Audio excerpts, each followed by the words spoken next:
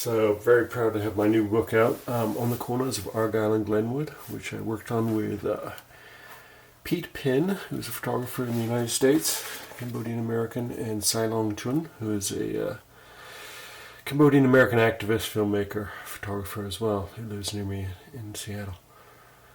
It's been published by Catfish Books in the UK under the leadership of Charles Fox, who did an excellent job in guiding us through this process.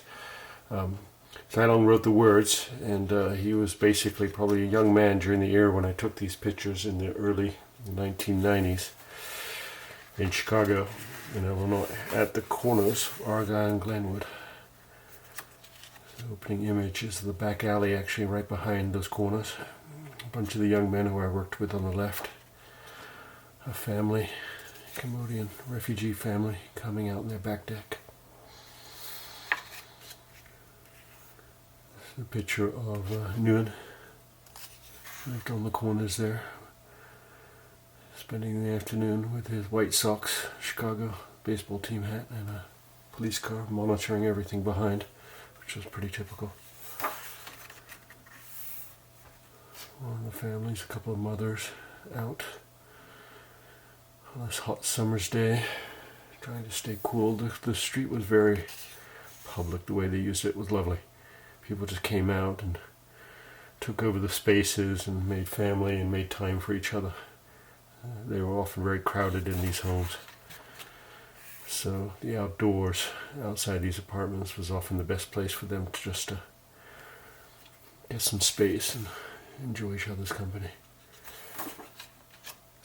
Here's Gino, who was, you'll see his picture a lot in here. He was probably, I would call him my main subject, doing what is called a jailhouse tattoo with a homemade tattoo gun with Tina and Bobby, a couple of his friends. This is Gino again, giving a haircut. Gino was amazing with his hands. He could do anything. Fix cars, cut hair, give tattoos. This is Gino's apartment at a different time with a bunch of the older men dancing, kind of traditional Khmer dance to the music, dancing with money, which is also kind of a traditional Khmer practice. This is the back of the apartment on a different day. Young men, boys with Tino here on the right. This is Nick in the middle. They're all just dancing and having a good time. Very different scene. Same families. This is Ricky out on the corner there, showing me his tattoos on his fingers. This is Ricky and Bobby stepping out of a car. I know for a lot of Cambodians of that generation, they definitely recognized the clothing and the styles back then in the early 90s. Some amazing words by Silong. You'd have to, when you buy the book, you'll obviously be able to read them better. So this is a wedding up in probably the third floor of one of the apartments. Everybody crowded into one of these tiny Chicago apartments. Luckily, Cambodian families that generation didn't have a lot of furniture, so the apartments were often quite open, so it was a little easier to have these events. This is Bobby. Towards the end of 1993, he became a father.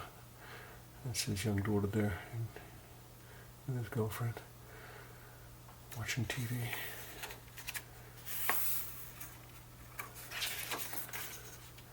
It's another household scene. This is Ricky's mom, and Ricky's then girlfriend, who he later married, with the Ricky belt, and a Chicago Bulls t-shirt.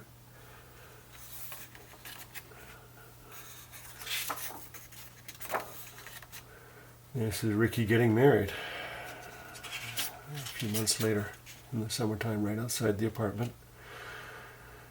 Parade around the neighborhood, offering gifts. This is Tino and Bobby, his two best men.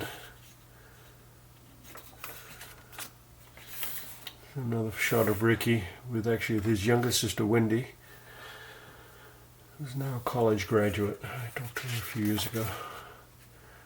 She's doing well in life. Gino again with Tino. Cambodian for life, cha-cha. At a house party somewhere near Argyle and Glenwood. I can't remember where. This is one of my favorite pictures. This is Gino with his mom, who passed away a few years ago. She hadn't seen him in a while. They were in the back deck, and I think he was a little embarrassed. But I love the picture. So, please buy.